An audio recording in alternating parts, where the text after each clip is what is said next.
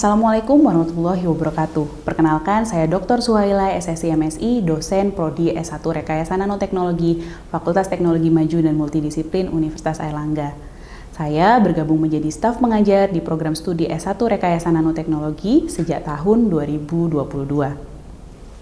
Saya telah mengikuti pelatihan Perkerti di tahun 2023 dan Applied Approach di tahun 2024. Saya ditugaskan mengajar pada beberapa mata kuliah dan juga praktikum. Salah satunya adalah mata kuliah Nanobioteknologi Mikroba.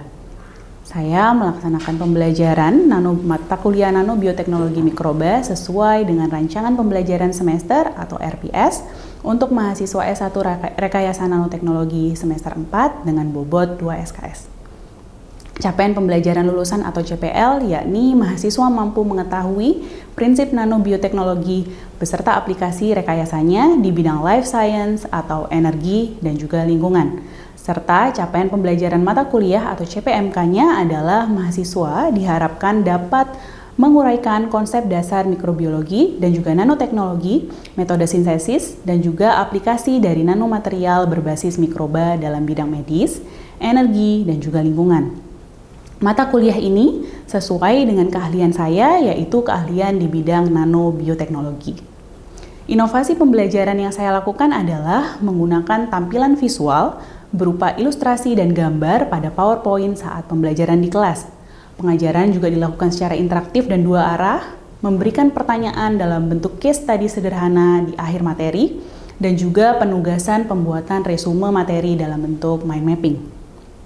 Hasil positif dari kreativitas pembelajaran ini adalah saya berhasil meningkatkan pemahaman mahasiswa dalam memahami struktur sel mikroorganisme, fungsi dari masing-masing organel sel, serta bagaimana nanomaterial dan juga nanoteknologi dapat mempengaruhi fungsi-fungsi tersebut. Saya menyampaikan 5 topik dalam mata kuliah Nanobioteknologi Mikroba. Salah satu topik yang saya sampaikan adalah mengenai struktur dan fungsi sel mikroorganisme yang disampaikan pada pertemuan kedua.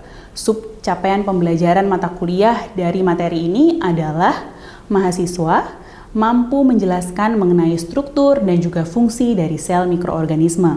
Outline materi yang disampaikan berupa pendahuluan mengenai mikroorganisme, kemudian perbedaan antara sel bakteri dan juga arkea, perbedaan membran dan dinding sel pada prokariota dan eukariota, struktur permukaan sel dan inklusi, serta pergerakan sel. Interaksi dengan mahasiswa selama pembelajaran dilakukan dalam bentuk diskusi interaktif di kelas, serta tanya jawab. Selain itu, diskusi dapat dilakukan melalui platform pembelajaran Universitas Airlangga, yaitu Hebat e-learning, melalui WhatsApp, ataupun diskusi one-on-one di luar kelas, untuk membantu mahasiswa yang mengalami kesulitan dalam memahami materi. Penilaian yang saya lakukan sesuai dengan komponen penilaian UTS 25%, UAS 25%, tugas 20%, kuis 20%, dan juga soft skill 10% yang disampaikan pada kontrak pembelajaran di awal perkuliahan dan dapat diakses kapanpun melalui platform Hebat e-learning. Penilaian ini dilakukan untuk membantu proses evaluasi kesesuaian pembelajaran dengan CPL, CPMK, dan sub-CPMK yang telah dirancang dalam RPS. Demikian, berikut adalah video mengenai pembelajaran mata kuliah Nanobioteknologi Mikroba pertemuan kedua mengenai struktur dan fungsi sel mikroorganisme. Terima kasih. Baik, Assalamualaikum warahmatullahi wabarakatuh. Selamat siang semuanya. Semuanya sehat sekarang? Ada yang sakit? Alhamdulillah. Oke, tadi habis break ya, habis break makan siang. Sekarang kita mulai kelas lagi. Harusnya semua semangat, gitu ya. Udah fresh lagi, udah terisi perutnya, gitu ya. Mudah-mudahan nggak ngantuk. Nah, di materi kali ini adalah pertemuan kedua dari kelas mata kuliah Nanobioteknologi Mikroba. Dalam pertemuan ini nanti kita akan membahas tentang microbial cell structure and function, jadi struktur sel mikrobial atau mikroorganisme dan fungsinya apa. Nah, ada yang ingat minggu lalu kita belajar tentang apa? Pertemuan pertama?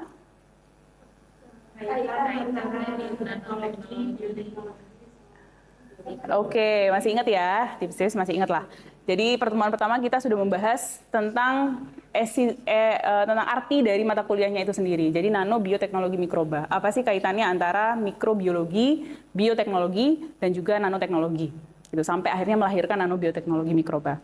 Nah, sekarang kita mau masuk ke dalamnya gitu ya. Jadi kita akan mempelajari tentang mikroorganisme itu sendiri, khususnya di struktur dan fungsi dari sel mikrobial.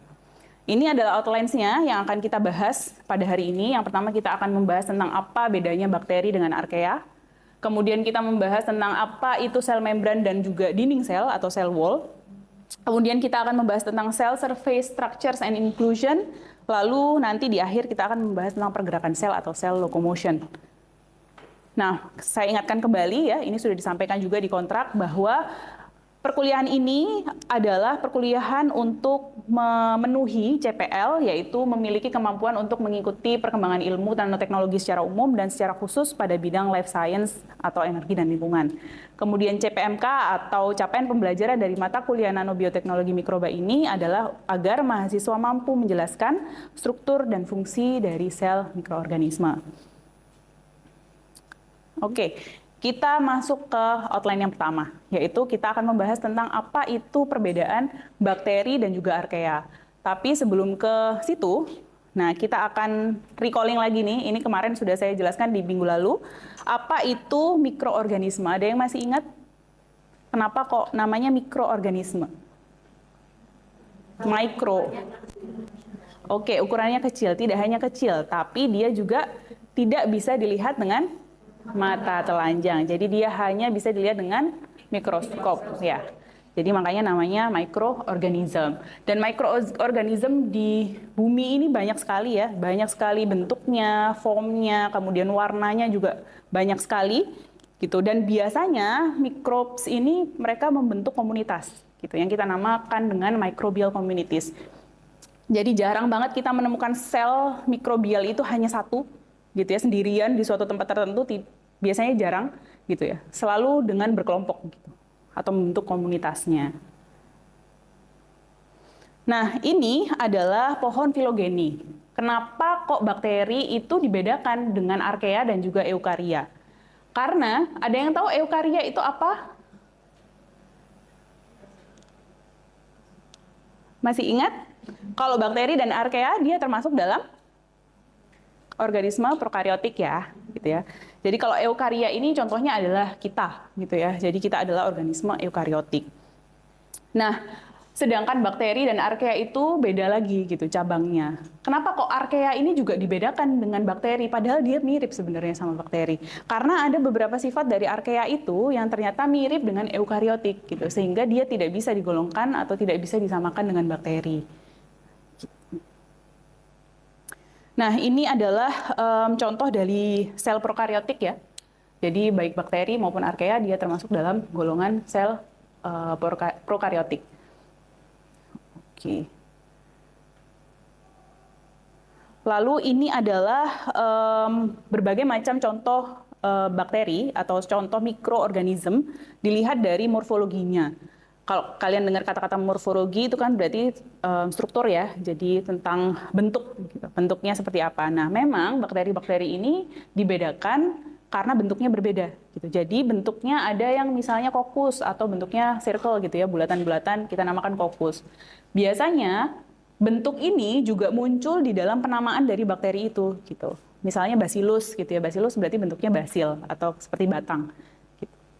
Kemudian Staphylococcus, nah berarti bentuknya lingkaran-lingkaran. Jadi biasanya penamaan dari bakteri itu juga muncul dari bentuk morfologinya. Jadi di sini ada coccus, kemudian Rhodes atau basil gitu ya. Kemudian ada yang bentuknya bading, spirilium dan lain-lain.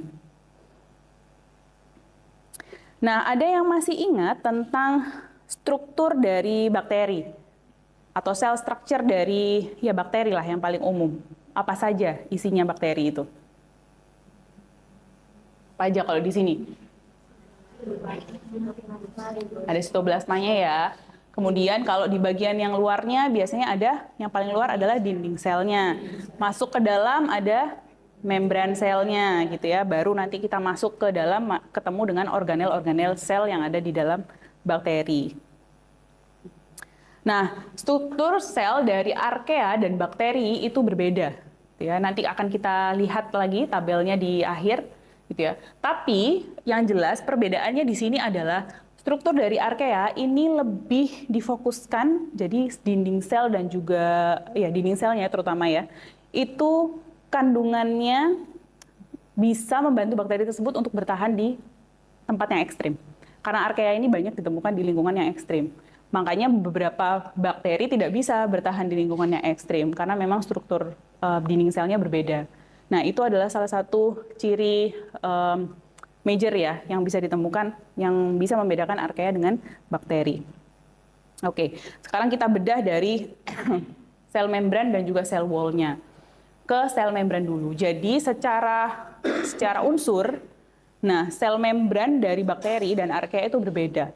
Yang paling noticeable atau paling mudah diingat gitu ya, itu adalah linkage yang ada di struktur dari membrannya.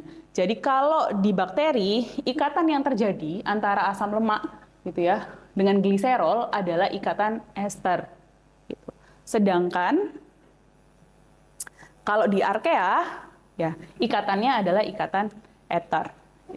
Nah, inilah yang membedakan antara sel membran dari bakteri dan juga archaea.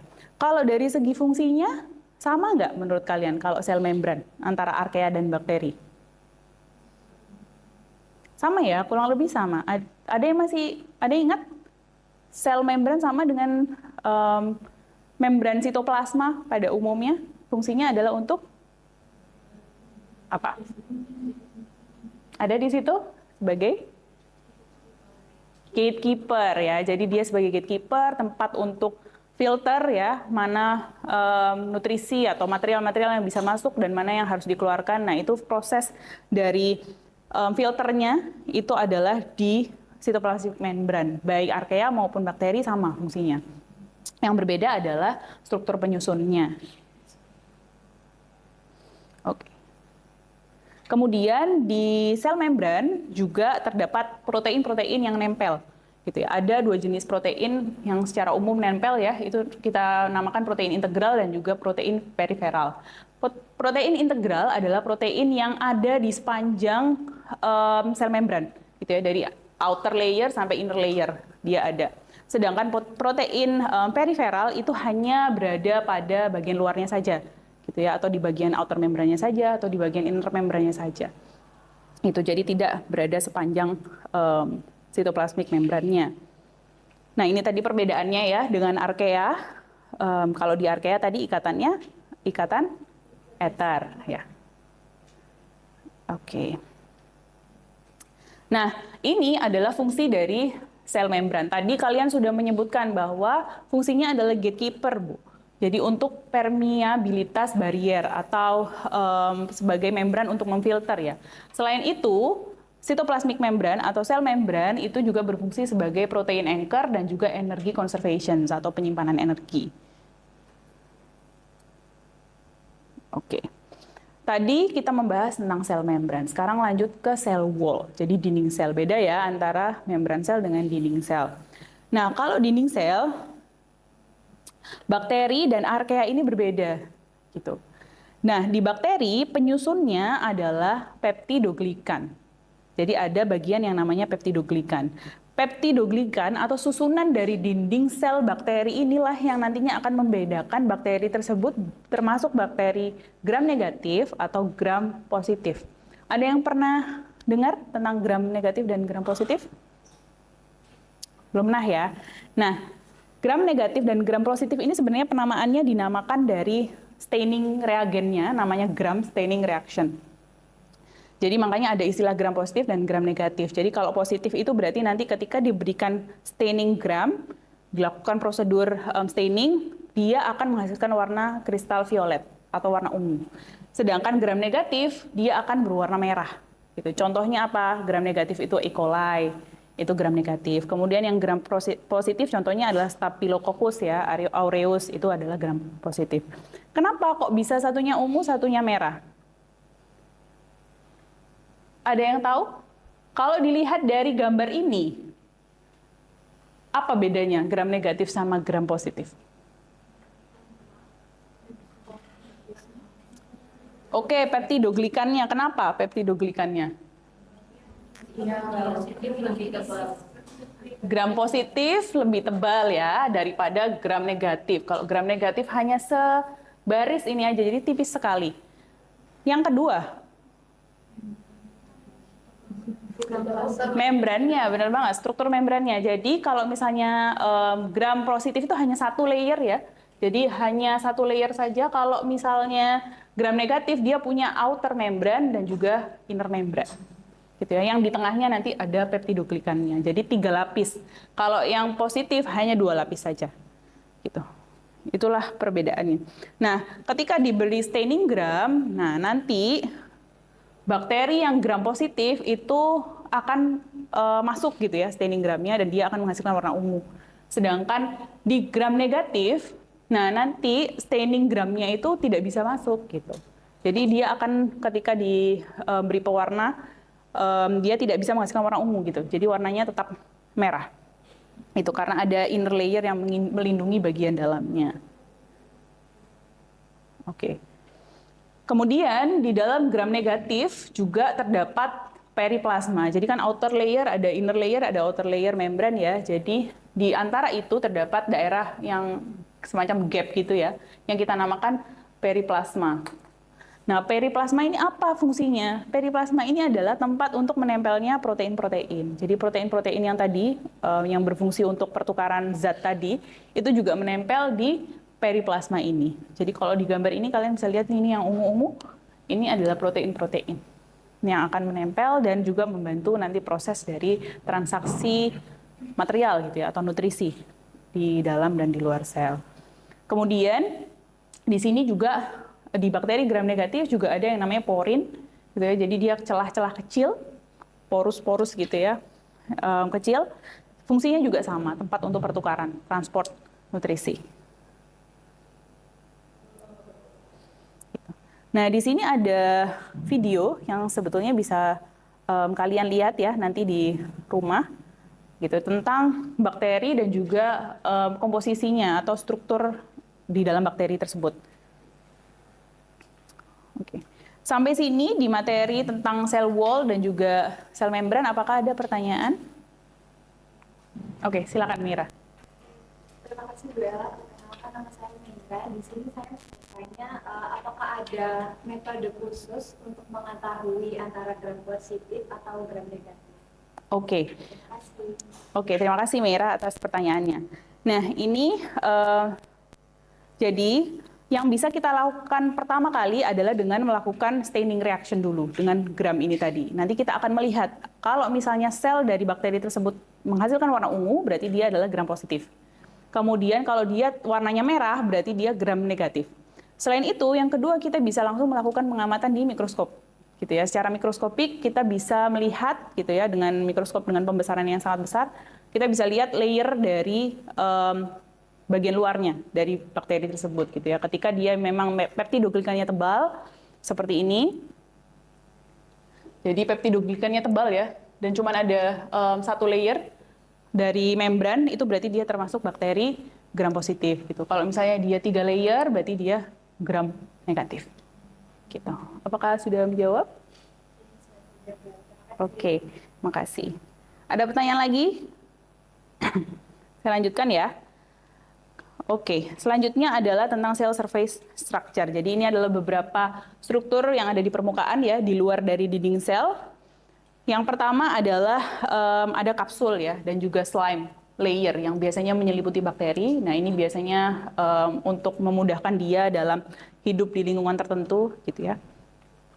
Beberapa juga kapsul itu juga menyimpan nutrisi gitu ya, yang dibutuhkan dari si bakterinya.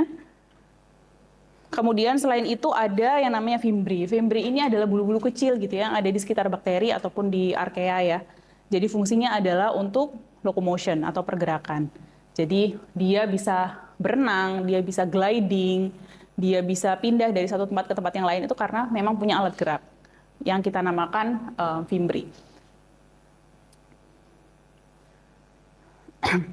Kemudian dalam bakteri juga ada yang namanya cell surface inclusion.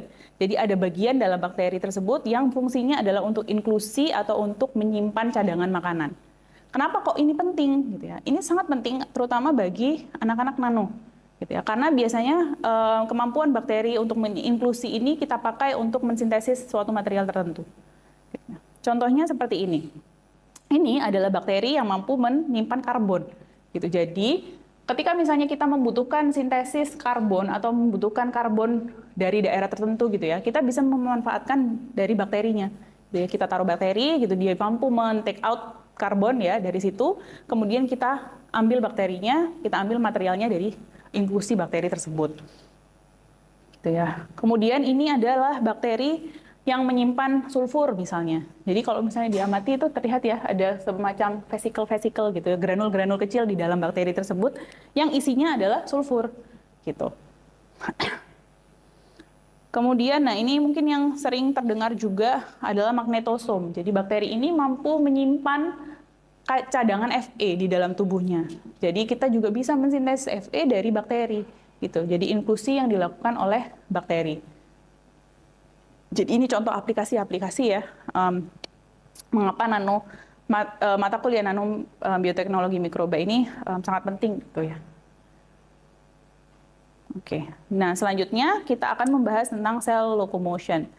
Jadi cell locomotion ini adalah pergerakan ya, jadi apa saja sih alat-alat atau struktur dari bakteri itu yang dipakai untuk pergerakan. Tadi kita udah menjawab tentang Fimbriae ya, salah satunya Fimbriae itu adalah flagella. Jadi fungsi dari flagella ini adalah untuk pergerakan, biasanya flagella ini dipakai untuk berenang. Sedangkan selanjutnya ada juga fungsinya untuk gliding. Jadi untuk berpindah dari satu tempat ke tempat lain di yang areanya itu keras gitu ya, seperti bebatuan gitu ya, atau meja misalnya di meja kan ada bakteri juga ya. Nah dia itu bakterinya berpindah dengan cara gliding. Gitu. Pergerakan yang lain adalah pergerakan yang sifatnya adaptif gitu ya. Jadi ada istilahnya kemotaksis dan juga fototaksis. Seperti namanya, kalau kemotaksis berarti dia respon ke chemical. Jadi kalau ada chemical tersebut, bakteri tersebut akan pindah ke tempat tersebut. Kemudian kalau fototaksis adalah respon ke light. Jadi bakteri tersebut akan bergerak menuju ke cahaya. Oke. Sampai sini apakah ada pertanyaan lagi? Sebelum nanti kita lanjut ke studi kasus kecil. Oke, mungkin Bingkan dulu, silakan. Saya tadi kan Bu Ella sempat menyinggung kalau kita bisa mensintesis suatu material dari bakteri. Nah, saya penasaran lagi sih Bu, apa sih yang membuat sintesis menggunakan bakteri itu lebih baik atau tidak dibandingkan dengan metode-metode sintesis lain? Oke, terima kasih Bingkan pertanyaannya. Saya jawab ya. Jadi kenapa kok metode sintesis dengan bakteri ini juga dipakai gitu ya, atau semakin dicanangkan gitu sekarang? Karena yang pertama adalah dia tidak toksik. Karena bahan yang kita gunakan untuk mensintesis adalah bahan alam, jadi dari alam. Bakteri kan dari alam ya, termasuk makhluk hidup. Jadi kemungkinan material yang akan dihasilkan hampir pasti ya tidak toksik. Beda dengan kalau kita menambahkan bahan-bahan kimia misalnya. Gitu. Yang kedua adalah proses kultur dari bakteri ini cukup cepat. Jadi dibandingkan misalnya kita tanaman ya, tanaman kan untuk sampai menjadi tanaman yang tumbuh besar gitu ya, itu perlu beberapa hari lah ya, atau beberapa bulan bahkan. Tapi dengan bakteri itu dalam 24 jam saja sudah banyak yang bisa dihasilkan, sehingga proses kulturnya relatif lebih cepat gitu. Kemudian yang ketiga adalah cost gitu. Dari segi cost sebenarnya dia lebih murah gitu jika dibandingkan kita dengan mensintesis bahan-bahan kimia tertentu dengan menggunakan bahan kimia tertentu atau dengan proses fisika mungkin yang membutuhkan alat yang sangat besar gitu misalnya untuk melakukan proses sintesis secara fisik gitu. Jadi kurang lebih itu gitu keuntungan dari biosintesis dengan menggunakan mikroorganisme. Oke, terima kasih. Selanjutnya, pertanyaan terakhir mungkin Sofi, silakan. Bagaimana produk yang memiliki sifat antibakteri ini dapat merusak struktur bakteri yang mekanismenya itu bagaimana? Oke, kenapa kok ada beberapa produk itu bisa menjadi atau memberikan sifat antibakteri ya? Jadi kalau tadi kita lihat ya dari struktur bakteri, nah bagian luar dari bakteri itu kan ada dinding sel ya. Kemudian juga ada sel membran. Nah, di sel membran pun ini juga ada porosnya sebenarnya, ada poros-poros kecilnya juga. Jadi, material yang bisa menyebabkan antibakteri itu rata-rata adalah material yang bisa menembus itu semua. Jadi, dia bisa merusak dinding selnya, dia bisa merusak sel membrannya, dia bisa masuk ke dalam. Gitu. Nah, kalau material tersebut sudah merusak, nah otomatis bagian dalamnya itu juga akan ikut rusak gitu. Jadi ibaratkan aja misalnya nanopartikel perak tadi ya, masuk ke dalam sel, merusak dinding sel, merusak sel wall, masuk ke dalam sel. Di dalam sel dia bisa menyebabkan misalnya ROS atau reaktif oksigen spesiesnya naik gitu. Jadi radikal bebasnya naik nih di dalam sel. Yang nantinya juga akan merusak organel-organel di dalam selnya gitu. Jadi proses mekanisme reaksi antibakteri mungkin akan kita pelajari di pertemuan selanjutnya ya. Jadi ada melalui reaksi mutasi gitu ya, ataupun melalui ROS. Tapi untuk prosesnya kok bisa kejadian tersebut bisa terjadi gitu ya, karena dia bisa menembus dinding sel dan juga membran selnya. Artinya dia bisa merusak dinding sel dan juga membran sel dari bakterinya gitu. Makanya dia bisa menyebabkan mekanisme antibakteri. Gitu. Oke, apakah menjawab, Sofi? Oke, terima kasih. Oke, sebelum kita closing ya, ini ada soal analisa kasus sedikit. Saya ingin kalian take 1 to 2 minutes gitu ya untuk berpikir gitu. Kemudian nanti yang bisa jawab bisa langsung angkat tangan. Jadi soalnya adalah ketika ada kasus nanopartikel perak, itu menunjukkan aktivitas antibakteri yang lebih tinggi terhadap gram positif dibandingkan gram negatif. Kenapa? Gitu, coba take 1 minute ya, saya kasih kesempatan 1 menit. Atau ada yang bisa jawab? Silakan, angkat tangan. Oke, ya, Dewi, silakan.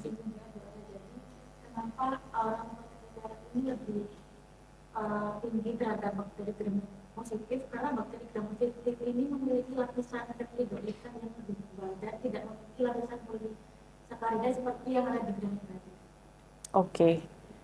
Oke, ya, benar ya. Dan mungkin saya tambahkan lagi, jadi kalau tadi dari layernya, jadi peptidoglikanya positif lebih tebal, tapi outer membrannya kan cuma 1 ya. Dan juga bakteri dari gram negatif itu dia lebih menghambat penetrasi ya dari zat-zat antibiotik gitu ya, karena dia lapisannya ada 3 gitu. Jadi lebih susah sebetulnya untuk ditembus untuk beberapa antibakteri gitu ya. Jadi lebih sulit untuk dipenetrasi. Oke. Baik, sampai sini apakah ada pertanyaan lagi sebelum kita ke tugas? Oke, langsung ke tugasnya ya. Jadi tugasnya ini kalian bikin resume 10 halaman dan juga 1 lembar mind mapping dari materi ini. Jadi kalian bisa baca ya di buku yang sudah saya share, e-book yang sudah saya share ya, The Foundation of Microbiology Unit 1. Ini bisa kalian baca chapter 2-nya. Kemudian satu kelompok 5 sampai 6 orang nanti saya akan share di Hebat pembagian kelompoknya. Kemudian tugasnya juga dikumpulkan di Hebat oleh perwakilan dari kelompoknya. Oke. Ada pertanyaan mengenai tugasnya? Clear ya? Oke. Udah clear ya? Baik. Nah, ini pertemuan selanjutnya kita akan membahas tentang ini. Jadi kalau sekarang kita membahas tentang struktur dan fungsi sel, selanjutnya kita akan membahas bagaimanakah sel itu mengelola nutrisinya. Jadi bagaimana mereka melakukan microbial metabolism. Gitu. Nah, ini adalah outline-nya yang akan kita pelajari dan juga buku yang bisa kalian baca juga untuk prepare ya, gitu sebelum kita masuk ke kelas minggu depan. Oke, semoga pertemuan kali ini sudah menjawab ya tujuan dari perkuliahan dan juga CPL dan juga CPMK dari mata kuliah ini. Dan juga saya mohon maaf kalau ada kesalahan kata maupun perbuatan. Saya akhiri, wassalamualaikum warahmatullahi wabarakatuh.